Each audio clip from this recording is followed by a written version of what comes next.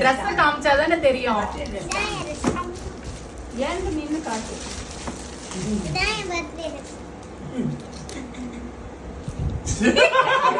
ஏய் ரைஸ் குடி நீ போற.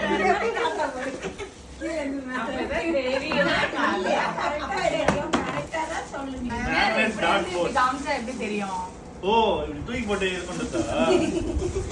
நீ விளையாட்டுக்காக தான் வாங்கின, உண்மையா சொல்லு. இதுல வேற நைஸா இல்ல, அங்க கேமரா வச்சிருக்கான், அதுல இருந்து 2 எடுத்துருவா, இன்னொரு பாக்ஸ்ல இருந்து எடுக்கிறாரு. அங்க பேர் சிசிடிவி கேமரா வச்சிருக்கேன்னு